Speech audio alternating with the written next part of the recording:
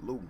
Algie Beulah and PPO Goon. That's interesting podcast. Check out this out on Podbean. Walterson.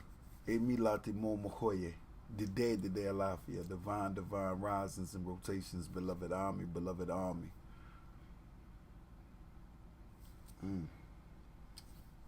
Ujima. I don't know how many times I have to stress or how many times I continue to stress.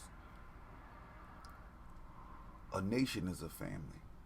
A taifa is a family. A community is a family.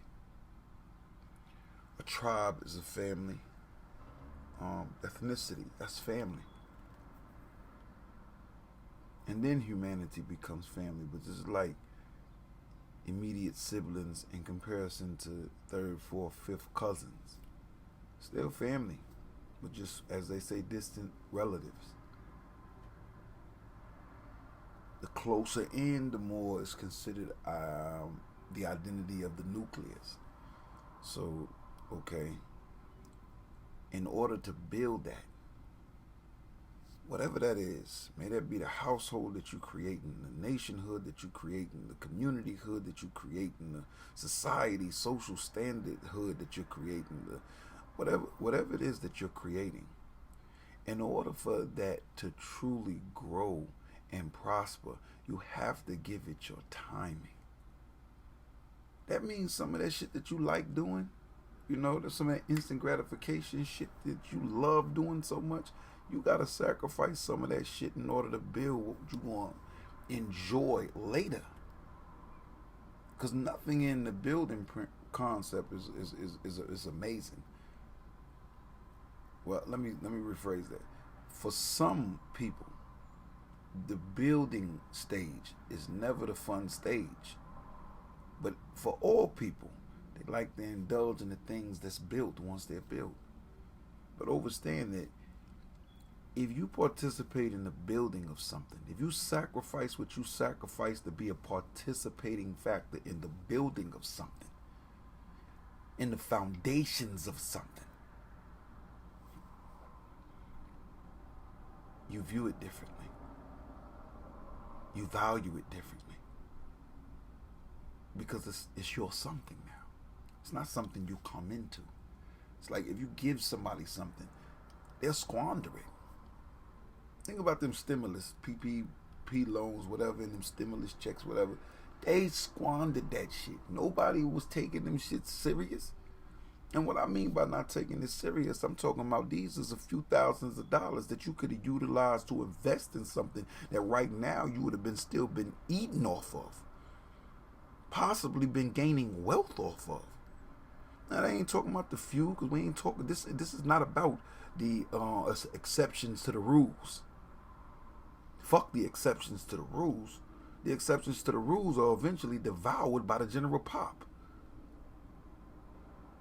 So if the exceptions to the rules, meaning those with the messianic or messiah concepts or the deliverer concepts, are not utilizing that concept or that energy, that skill, that talent, and so forth, to uplift everybody else, or paint the picture in a mannerism where everybody else can see it and get it, that shit don't mean nothing.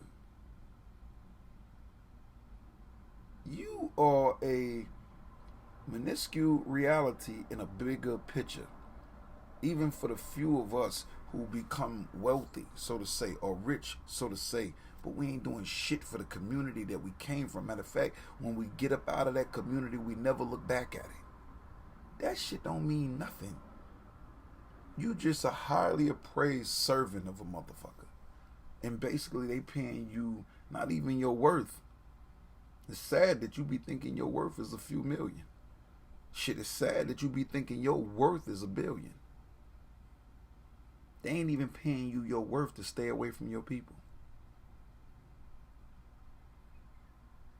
A lot of us who out here doing this entertainment shit and all that, they ain't even paying us our worth to stay away from our people. So basically what we are making it clear is that we can be bought. I remember a brother said one time that all of us can be bought. Nah, I can never be bought.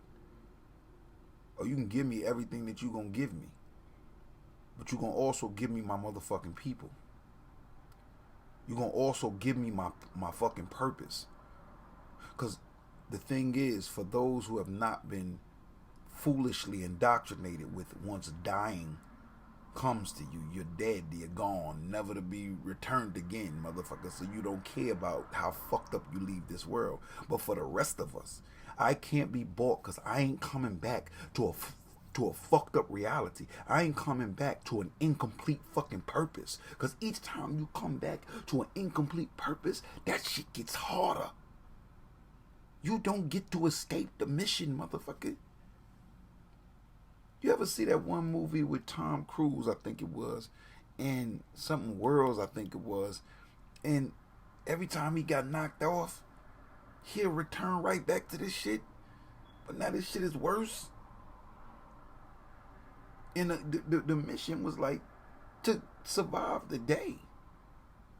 But each time he returned back with a newer sense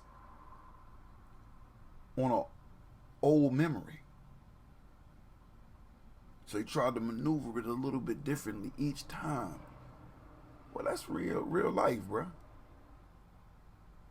That's returning. That's reincarnation.